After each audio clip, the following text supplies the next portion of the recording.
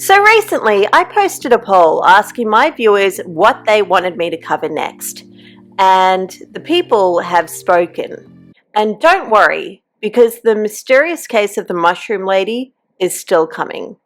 Just can't believe it. Can you tell us where the mushrooms came from? Soon, my sweets, soon. But first, we have to cover Demi Lovato. Demi, she's complicated. I've had the revelation that I identify as non-binary. With that said, I'll officially be changing my pronouns to they, them. Never, ever call me woman again. They're complicated. I've actually adopted the pronouns of she, her again. Simply complicated. What I'm trying to say is she's a lot. If you're not familiar with who Demi is, your only frame of reference might be some of the things she's been involved in during the past few years. Like the time she issued an 8-minute apology video for getting into a fight with a frozen yogurt shop and trying to cancel them. So, I have kind of gotten in the middle of something with this yogurt shop called The Big Chill in Century City. Or the time she diagnosed a UFO with sexual trauma. She has trauma. She does? Okay. How do you And that's know? why she doesn't like men. Okay. No doubt that UFO has trauma, Demi. It's haunting a brothel. You know, Jada, she's a cakewalk compared to this, but when it comes to Demi, I have mixed feelings. On one hand, I actually want to root for her. I mean, I really do. I even like her music. I don't believe you. Sorry, not sorry. I really like her music. But then she does stuff, you know? Like when DMX died, she talked about how it triggered survivor guilt in her. I mean, anytime that I see somebody OD or even pass away that's in the public eye, I immediately think, you know, that could have been you had you not been putting all this work into the last couple years of your life. And some people accused her of trying to steal the limelight from a tragedy. That's a very narcissistic statement. Like, what does she expect us to say? Thank God it wasn't you and it was DMX. Get the fuck out of here. Get the fuck out of here. You saw the news about DMX over the weekend. Did that scare you? Or she'll switch from binary to non-binary and back to binary again within the span of 1 year. And some people will say she's just trying to hitch her wagon onto a social trend. So Demi Lovato, who formerly came out as non-binary and taking on they-them pronouns, is now saying she's bringing back she-her pronouns. Oh God. Or she'll call the public out for calling aliens aliens. I do not have a song called Alien. I wish. That sounds good. Yeah, it sounds cool, but But it would be called E.T. my fans should know that I do not call them aliens because alien is a derogatory term for anything. That's so true. Even extraterrestrials. Oh, no, don't touch it. Don't touch it. No, she really did that. And folks, including myself, we get exhausted. Demi, woman, you're not putting your best foot forward here. Okay, don't call me woman. The thing about Demi is you really have to take her with several grains of salt. So I thought in the spirit of studying the pitch, the sales pitch. It's all bullshit, folks. It's all bullshit, and it's bad for you. Yes, I've said it before, it is a sales pitch. We survived. Barely. First Halloween Horror Nights today! At a glance, it's very tempting to write Demi off as another one of those self-indulgent, out-of-touch celebrities. I guess it's something that must be an LA thing. You know, this Hollywood brat who's willing to hop on any social trend that's currently happening, who has no appreciation for everyday lives that people lead. I left that yogurt store and didn't get the yogurt that I wanted. And then I had a hard time the rest of the weekend. And don't get me wrong, okay, because that's definitely part of it. And I'm going to address that during my videos. I'm not going to blue ball you here, okay? In fact, initially when I was going to do this video, I really thought I was going to dump on Demi much in the way I did with my Jada video. By the way, if you haven't seen my Jada video, don't forget to check it out. I'll include a link in the description. But I'm actually going to try and be a little bit easier with Demi.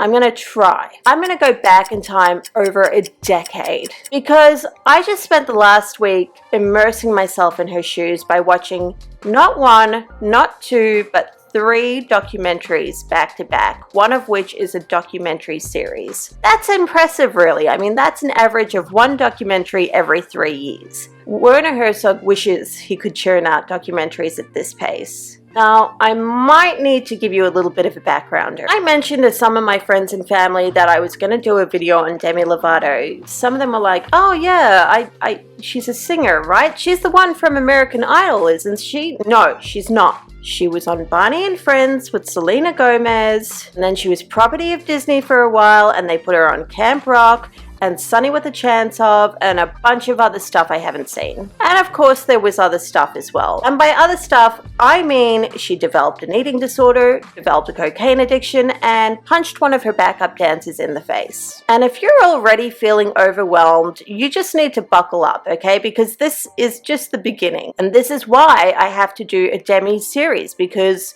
like I said, she's complicated. The other disclaimer I'm going to make here, and I'm not one for giving disclaimers or being overly touchy, but whilst I'll make a lot of criticisms and observations of Demi as a person, in no way am I making any criticisms of her substance abuse issues or her eating disorders. Now, back to the case at hand. Her documentaries, and I use that term loosely, chronicle the ongoing struggles of her eating disorder, her substance abuse, and how those things impact her and her team around her, as well as her friends and family. And in a way, it's really just a loosely disguised album promotion. At least the last 2 are. The first documentary, Stay Strong, covers Demi's initial rehab stint back in 2010 and 2011. It looks at her journey through sobriety. So with all that said, let's dive right in. The documentary was released in March of 2012 by MTV. Looking back on this film, it has an almost grainy texture to it, like it sort of reminds me of an episode of Intervention at points. Have you ever seen that show, Intervention? Really good show. I was not eating and purging and self-harming, and it was really difficult to be able to stop. I should cover Intervention one day. Comment down below if you want to see me do an exploration of Intervention. To its credit, this film does feel a lot less overproduced than the subsequent documentaries that I'll be covering later on, but nevertheless, there's something about it that does feel like a soft promotion piece. You know, it's definitely a PR exercise of sorts, and since it follows what was her initial drug scandal, you could say, it does feel like a exercise in PR and damage control. And let's remember that at the end of the day, this is an MTV film. TV studio with Demi Lovato's biggest fans, as you can see. And Demi is backstage getting ready to come out. The fans are here going to be asking her questions, and you can as well. It all happens right after Stay Strong, so don't go anywhere. So the doco starts with a mixture of B-roll and 2 camera interviews with Demi herself, in which she talks about the mounting pressures of young fame. It covers her first post-treatment tour. This time on tour, I feel like I definitely am not taking anything for granted. Then it goes into her rise to fame. It was tour, TV show, movie, album, tour, TV show, movie, album, tour, TV show, movie. And it was just back to back to back, and I didn't have any time off. This is kind of when it got a little crazy. How she hated the focus on her appearance, and how this fueled her eating disorder, substance abuse, and other issues. I was reading comments from strangers online saying, this girl looks horrible, she looks fat. And I'm thinking, well, they're strangers. They're not gonna sugarcoat it. They're telling the truth. And again, one thing I want to emphasize here is that I'm not completely heartless, okay? I do, for all the crap Demi gets, I do empathize with her. I really do. I mean, there's a lot of jokes at her expense. Some say she's a bit of a meme these days. But really, when you think about it, and when we go deeper into this, how could she not turn out a little chaotic and confused? Demi is a living, breathing embodiment of what can happen to a child star as they get older. Really, she should be put in a lab and studied. I had a good childhood, but there were things that definitely interrupted it. I can understand why it would suck to have an alcoholic father. My dad was an addict and an alcoholic, and I guess I always searched for what he found in drugs and alcohol because it fulfilled him and he chose that over a family. And a mother with her own eating disorder. My desire for perfection, I think I've always been that way. I felt I had to be thin to be beautiful and successful, and that this is what you need to look like in order to be perfect. And then have complete strangers remark on your body and your physical appearance while you're still growing and developing. I mean, that's a shit show. I can appreciate why a holiday like Thanksgiving, which fetishizes food, could be offsetting for someone with an eating disorder who's still in recovery. It's my first Thanksgiving out of treatment, so like, yeah. I'm uncomfortably full. Objectively, that all makes a lot of sense, right? Then on top of that, you have a deluge of intense fans. And Demi fans? I absolutely love Demi. She's just such an inspiration to me. She talks about everything that she went through with all her problems that she had, and she was so strong to be able to talk about everything so openly. They treat her like a demigod. She was able to talk about her problems. So, I mean, I'm just a normal person, but I figured I could talk about mine too. When Demi came out about her issues and the cutting and the eating disorders, I was just really inspired, and that's why I told my parents about it, and that's why I went to treatment. Her talking about it and letting people know is like what gets other people through it. I mean, as cringy as this fan montage is, and look, it's very orchestrated on the part of her PR team and MTV. Do not get me wrong, this is a very, very staged exercise. It's still a lot, and I think we can acknowledge that. It's kind of surreal that someone's music could keep me pretty much alive. Imagine, right, hearing a complete stranger say that if it wasn't for you, they'd probably be dead. And you're not even legally old enough to drink yet. That's a lot of pressure. By contrast to the other documentaries I'm going to cover throughout this series, this one's fairly stripped back and it doesn't go into as much detail. It's essentially Demi trying to figure out her shit, you know, like any other 19-year-old. The other thing that got me thinking as I watched this documentary is that most of her fans are teenagers at this stage, much like Demi herself. And teenagers, by their very nature, are kind of awkward and neurotic and insecure. I know I was. Every time someone asks me for a picture or an autograph, even if I'm having a bad day and I'm in a bad mood, I remember, you're nothing without this person. Hey, you see those people? Yeah. Well, those boobs and jerkwads are the best friends you'll ever have. Without them, you're nothing. Remember that. Your family will never understand you. Your lovers will leave you or try to change you. But your fans, you be good to them, and they'll be good to you. The most important thing is you gotta give the people what they want. Even if it kills you. Even if it empties you out until there's nothing left to empty. No matter what happens, no matter how much it hurts, you don't stop dancing, and you don't stop smiling, and you give those people what they want. But what happens if your fans outgrow this stage and you're still figuring out your shit a decade later? So for me, I'm such a fluid person. I felt like, especially last year, my energy was balanced and my masculine and feminine energy. So that when I was faced with the choice of walking into a bathroom and it said women and men, I didn't feel like there was a bathroom for me. Demi talks about her bipolar diagnosis and how that explained a lot of her issues that she was having at the time. I didn't really realize that I was sick. I thought that writing 7 songs in one night was normal. Last night, I stayed up till 5 in the morning. Demi goes back to visit her old treatment center. She performs a rendition of one of her songs. I actually brought a friend of mine to play on guitar while I sing. Okay.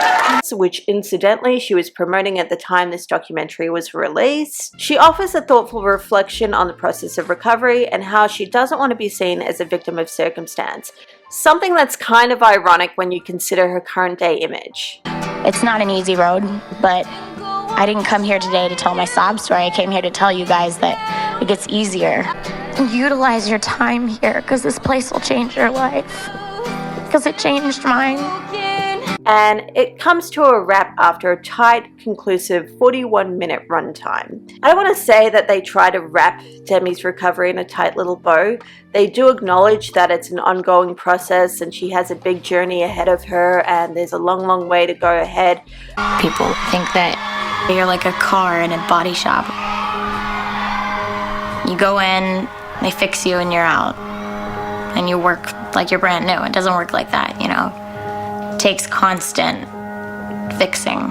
But they definitely try to put this optimistic summary on it. This idea that she is much, much better and the road ahead is, you know, good and everything's going to be great. I mean, that's the summary they want you to come away with as an audience member. One of the hardest things was learning that I was worth recovery. And I'm allowed to celebrate it, which is a great feeling.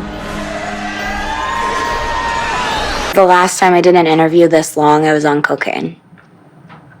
It was called Staying Strong. But before we get to that, I want to look at the promotion around Demi at the time this documentary was released, because that is as much a part of the sales pitch as anything else. This documentary's release is wedged tightly between two album releases, that is Unbroken and Demi. So here she is on Good Morning America, and she's promoting her album Unbroken, and she's still wearing that hat, no judgment. Sweetie, what's that? It's a hat, Karen.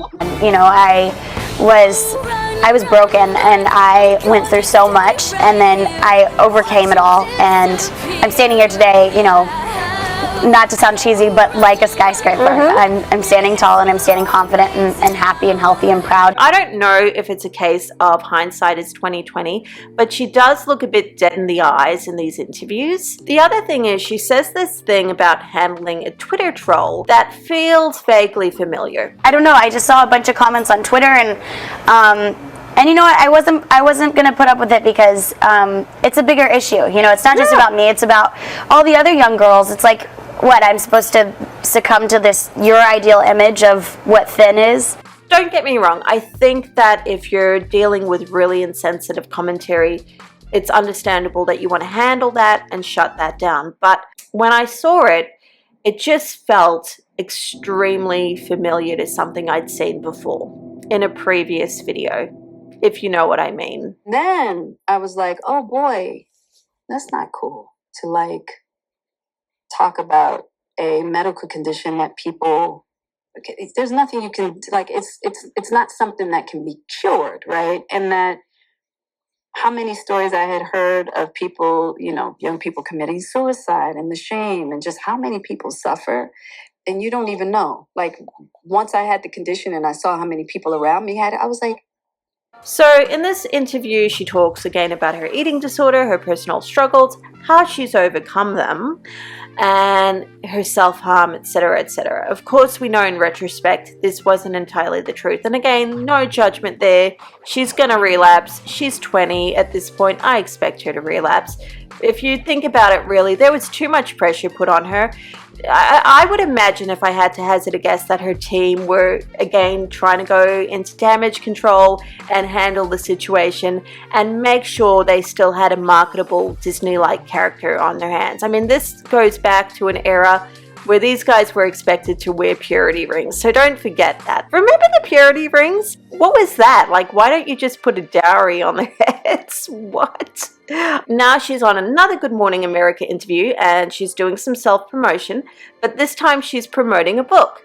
And still, she's wearing that hat. Yeah, it actually just kind of hit me that I'm really promoting my book right now, which is so cool. You're in the Library of Congress. So it's in alignment with the documentary, her admission of her treatment, and the Stay Strong tattoos that she got. The book is ostensibly written by Demi, and it comprises of a collection of quotes from Demi herself, as well as several famous figures. It includes quotes from Tupac, Eleanor Roosevelt, and a very ironic quote from J.K. Rowling that I just had to include here. Now, just to be clear, I'm not taking an official stance on that whole J.K. Rowling row, but I mean, if you can't appreciate the irony of that statement, either side you're on, you have no sense of humor. The book even has an introduction from Katie Couric. probably designed to reassure all the soccer mums that Demi was still a good influence for all their daughters and gay sons. Levatic for life. Now, say what you will, Demi and her team, they're geniuses when it comes to capitalizing off her own tragedy and mishaps. But trust me, you haven't seen anything yet. You know, I snuck out of my hotel room because they didn't let me have phones in my hotel rooms because they didn't want me to call room service. I didn't have food in my hotel room, like snacks in the mini bar, because they didn't want me to eat the snacks. Ellen talked about this on her show where they cleared the dressing room of like all sugar before I would get in there. She was like, I remember that. They like barricaded me into my hotel room. They put furniture outside of my door so that I couldn't get out and sneak out and eat. As you're going to see as time goes on, Demi's ability to capitalize off her own tragedy sort of also becomes her undoing. Or at the very least, it sort of boxes her into a certain role. And the people that manage her and work hard to cultivate her image of survivalhood are arguably part of this problem. She has actually subsequently said that she regrets releasing all of these documentaries. Demi just admitted that she will not be making any more documentaries about her life. And if she had to do it over again, she wouldn't. Whether or not she'll follow through on that, time will really tell, because we know with Demi she's a real flip-flopper. She changes her mind a lot.